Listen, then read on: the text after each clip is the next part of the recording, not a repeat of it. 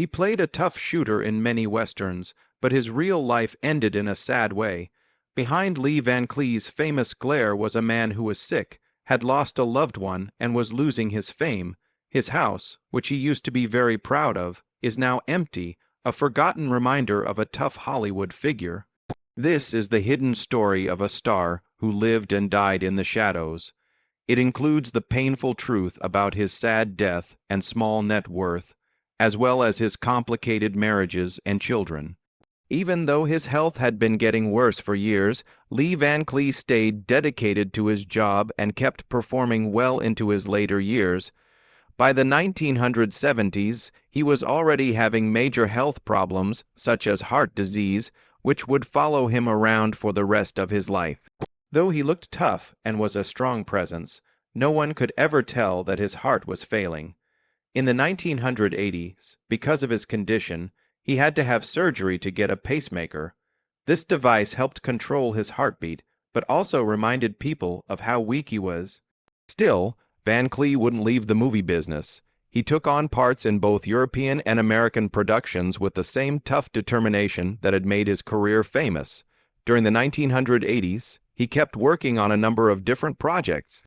He naturally made fewer movies, but he still mostly worked in the action and Western genres that made him famous around the world. This was especially true during the spaghetti Western era, when he played in classics like For a Few Dollars More and The Good, the Bad, and the Ugly. The sharp, featured actor had made a name for himself as one of movies' most memorable bad guys. With just a steely glare or a slow draw, he could often steal scenes. Even when Van Cleef's health made it harder to meet production plans, filmmakers still wanted his worn-out face and sharp eyes.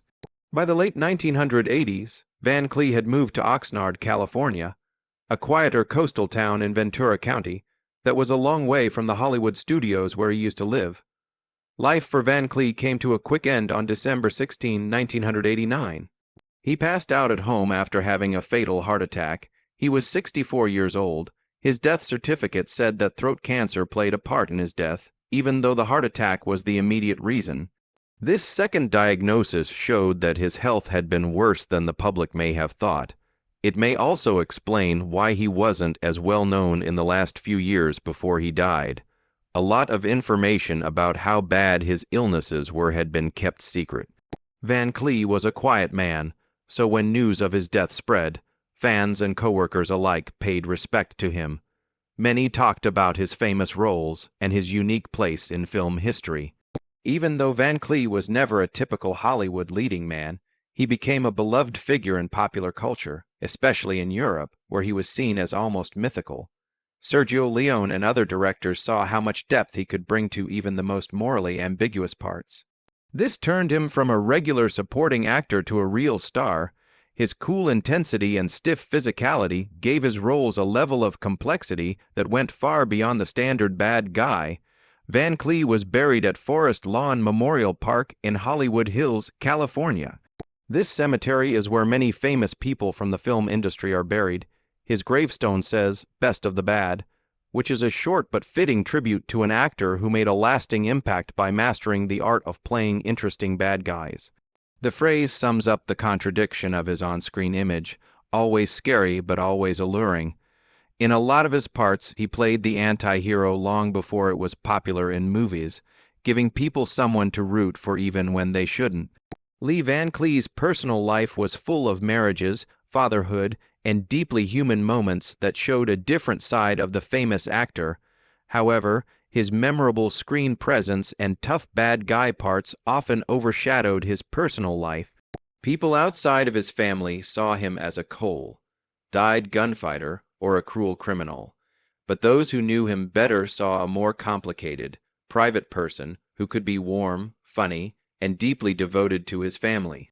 When Van Cleef married his first wife, Patty Ruth Cale, in 1943, he was just starting his career and had just come back from serving in the U.S. Navy during World War II. It was a time of change and new beginnings for both him and his wife. They had 3 kids together, making a strong family unit for a while. As his responsibilities as a father grew, so did his early attempts to break into the entertainment business. which began with small roles in Hollywood movies. Van Cleef worked hard to support his family, even though his job was demanding and he didn't know how much money he would make if he succeeded. He even worked as a carpenter and did other odd jobs in between acting jobs to make sure he always had money coming in. One of the most personal and telling stories from this time is about an accident that changed his right hand for good.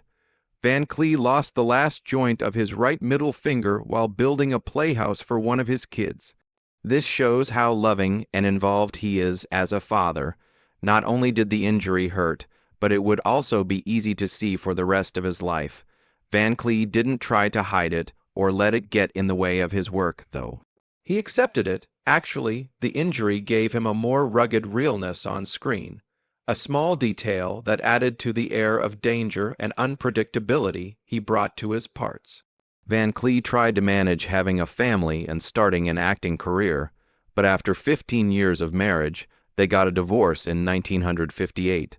No one in the public eye ever talked about the exact reasons, but the stresses of working in Hollywood probably made things worse. After only 2 years, in 1960, he got married again, this time to Joan Marjorie Drain. During this second marriage, he went from having small parts in American westerns to becoming a big star in Italian movies, which was one of the biggest changes in his career. He became well known in the 1960s thanks to spaghetti westerns shot mostly overseas, such as For a Few Dollars More and The Good, The Bad, and The Ugly. He may have had trouble with his second marriage because of all the traveling and long work routines he had to do abroad. They ended in divorce in 1974. Even though he was married twice and lost both times, Van Cleef never gave up on love. He got married to Barbara Havilone in 1976, and they were together until his death in 1989.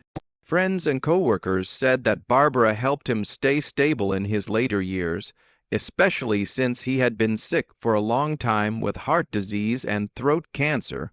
She stayed by his side while he kept working in movies, even though his health was getting worse, and she finally became his widow. Barbara was also very helpful with taking care of his personal matters and being there for him during his last years, when he was sick and tired and having hard medical treatments. Van Cleef went through all the complicated feelings that come with love, having kids, losing someone, and sticking with something even when it gets hard. The public usually only saw the serious gunslinger or the icy, cold bad guy, but those close to him saw how much he loved his children, how vulnerable he was, and how strong he was when things went wrong. These very human events that happened in his life off-screen gave the man who became one of movies' most interesting anti-heroes even more depth. Van Cleef's quieter heroics is still reflected in the story of how he lost part of his finger while building a playhouse. Even in small ways, he was ready to put his family first. Another important thing it says is a lot about the man behind the story. He was tough, but he loved making things by hand for his daughter. This mix of toughness and kindness, of bravado on screen and humility off screen, shaped Lee Van Cleef's complicated legacy, not only as a movie legend but also as a husband, father, and man of great character. What do you know about the house Lee Van Cleef lives in? When Lee Van Cleef was young and his first wife Joan was pregnant in the early 1940s, modern architecture was starting to change the way people lived in California. They took on a big, innovative project. They built a custom-designed hillside home in the exclusive Los Angeles neighborhood of Home Hills. In a time when traditional Spanish colonial and Tudor revival homes were popular, the couple's choice to hire the famous architect Richard Neutra showed how much they valued new ideas, practicality, and a sleek, modern look. Neutra was one of the most important architects of the mid-20th century.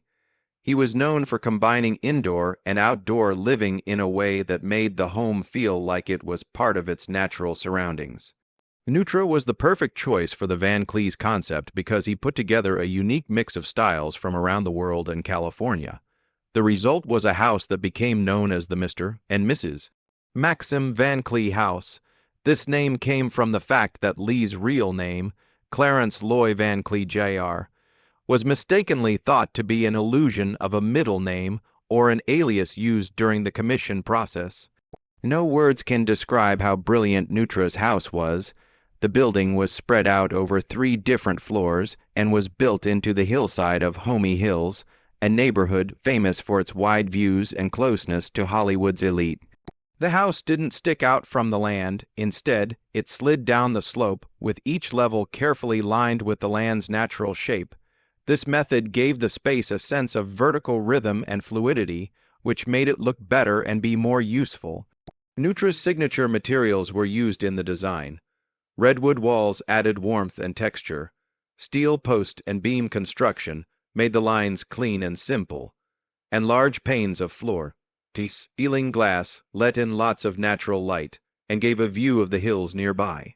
Putting up these glass walls wasn't just for looks.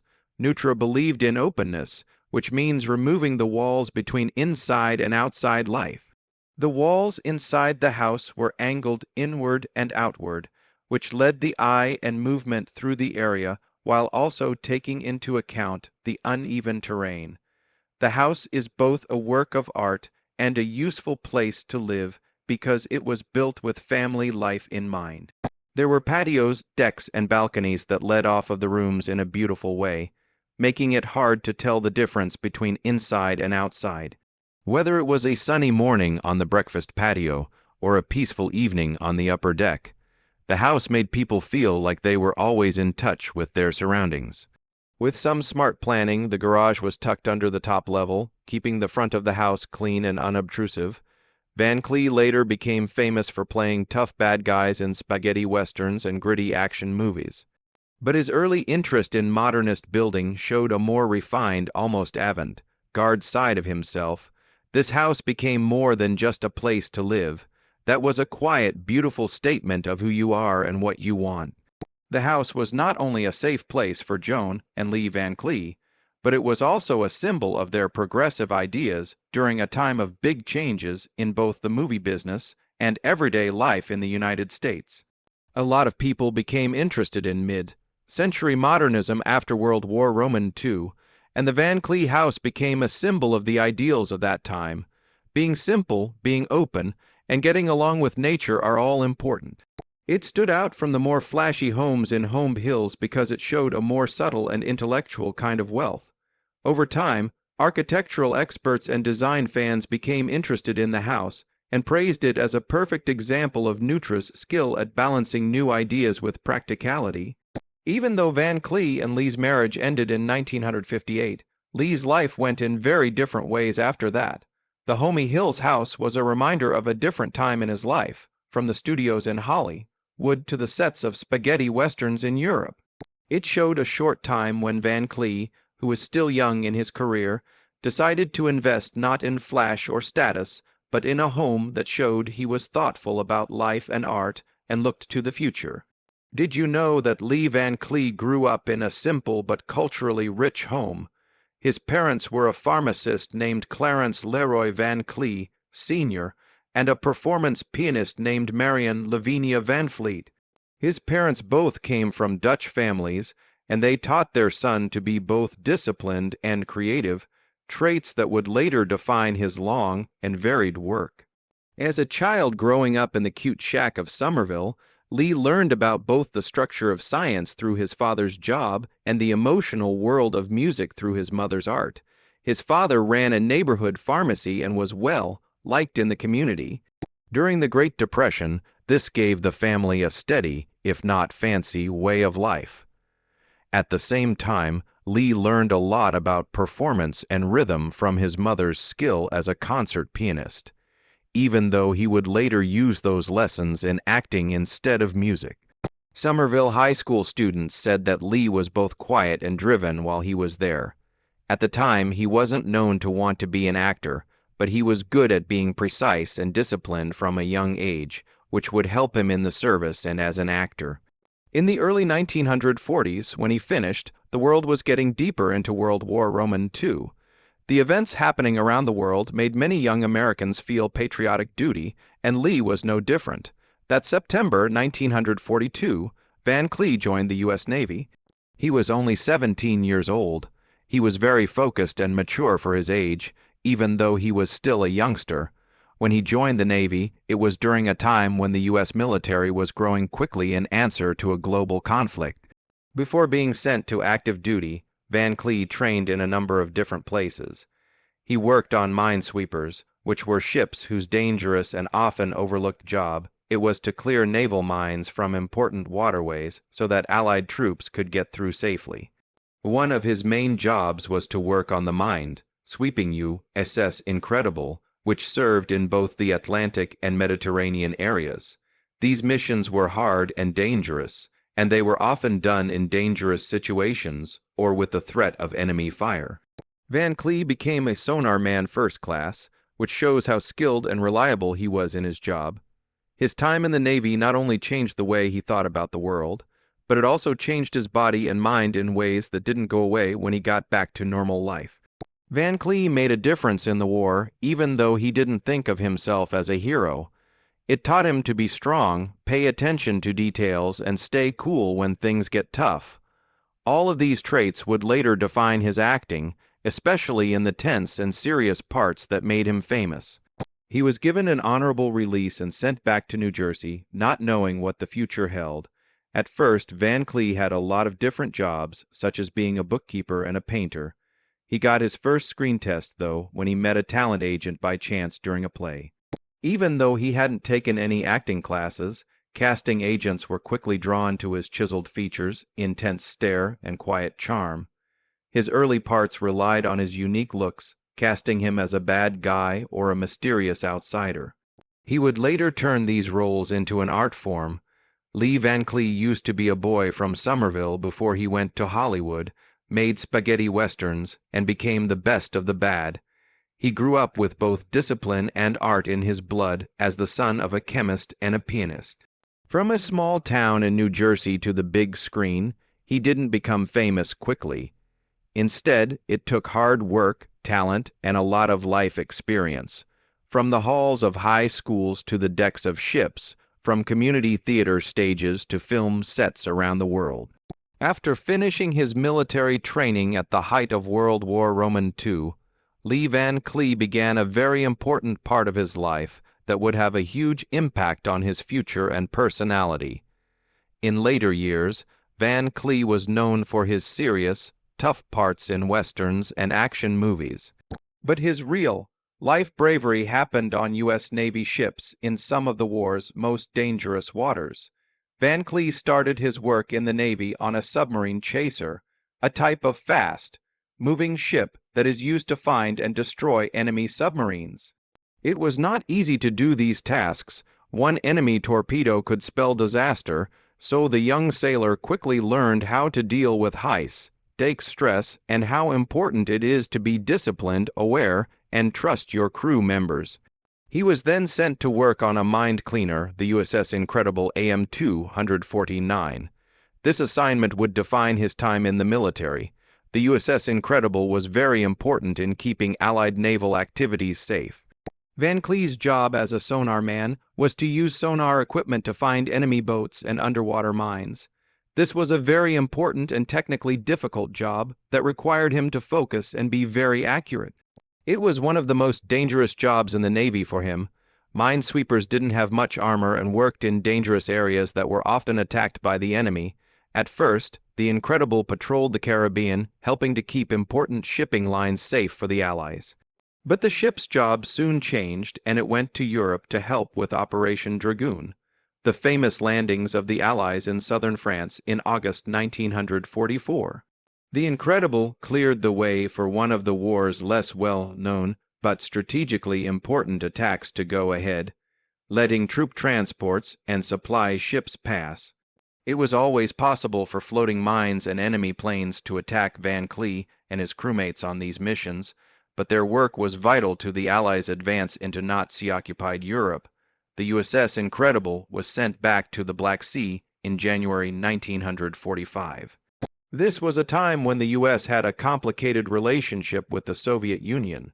The crew worked from the Soviet Navy base at Sevastopol in Crimea and cleared mines along important sea paths.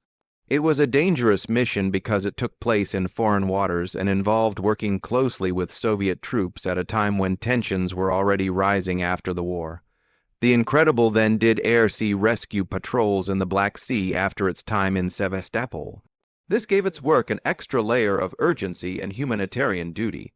The ship finally went back to Palermo, Sicily, and continued to help the Navy as the war in Europe came to an end. Van Cleef was given an honorable discharge in March 1946 and was given the rank of Sonar Man First Class S1. This title showed how knowledgeable he was in technology and how good a boss he was. He had also won his Minesweeper patch, which is a badge of honor for sailors who fought in mine warfare even though it was dangerous. Many compliments were given to Van Cleef for his bravery and behavior.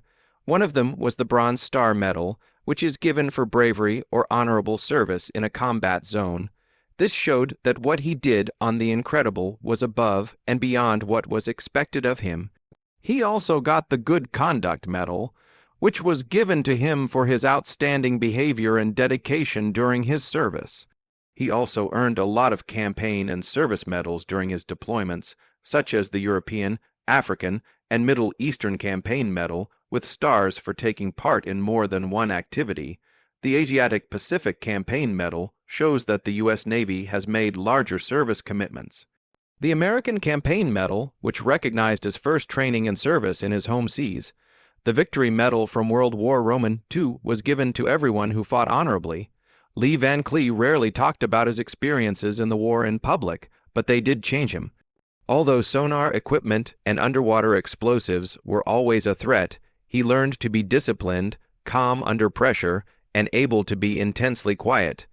These traits would later be used to define his parts on screen.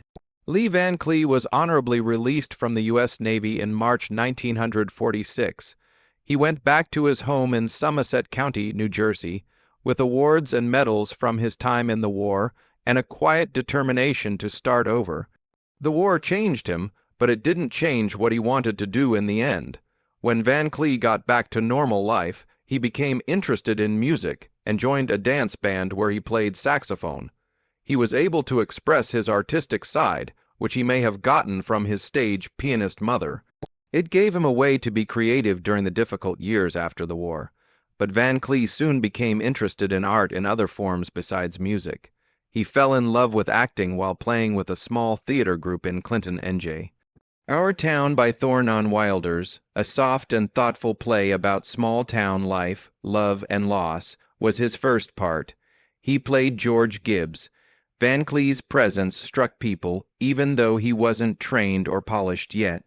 Even though he hadn't gone to acting school, he had a natural energy and charisma that made people want to watch him. His second part, as Joe Pendleton in the comedy Heaven Can Wait, showed how versatile he was becoming as an actor. It was a part with movement, timing, and heart, and it set the tone for the emotionally complex and quietly powerful roles that would become his trademark. Soon, Van Cleef's work in local theater caught the attention of a talent agent, who saw in him a rare mix of rugged good looks and natural stage personality. The Scouts set up a meeting between him and Maynard Morris, a rising star at the New York City's powerful MCA talent agency. Morris saw Van Cleef's talent right away and set up an audition for him in Mr. Roberts, a Broadway play that takes place on a Navy cargo ship during World War II. Van Cleef was a great fit for the role because it was based on real events. He was cast and started performing at the prestigious Alvin Theater. There, he learned how to do live performances and got important experience in front of experienced audiences. He used Mr. Roberts as a starting stone in his career, and Hollywood soon became interested in his work. In Los Angeles, Van Cleef was seen by the famous director Stanley Kramer while Mr. Roberts was on stage. Kramer, who was getting ready to make the movie High Noon 1952, thought the tall, sharp lead character was very interesting. At first, he wanted Van Cleef to play the more important part of Harvey Pell, the troubled deputy who fails the sheriff in the end. But there was one catch. Kramer asked Van Cleef to get plastic surgery to change his unusual nose because he thought it might be too strange for a Maine man. Van Cleef refused because he was true to his beliefs and who he was. Instead, he agreed to play Jack Kabawai, a shooter who joins the outlaw posse and is quiet but dangerous. Even though Van Cleef didn't have any words in the movie, his performance was memorable. His hawk-like face, sharp eyes, and serious attitude caught everyone's attention every time he showed up. Even though Van Cleef only had a small part in High Noon, she stood out in a group that was led by Gary Cooper and Grace Kelly. His first movie part set the tone for the ones that came after, men who were mysterious and often dangerous, and whose silence said a lot. He was cast in a number of noir thrillers and crime plays in the 1950s after Hollywood quickly took notice.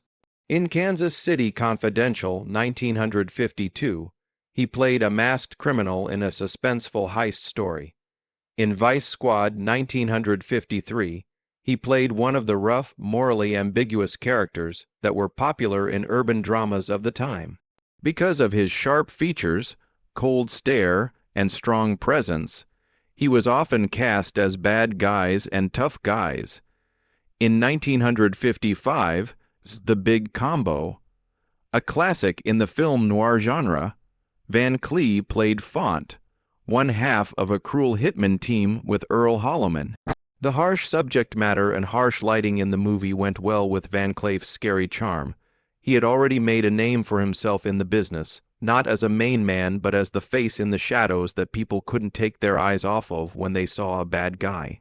Van Cleef would reach new heights with his part as the bad guy in Sergio Leone's epic, 1966, movie The Good, the Bad, and the Ugly.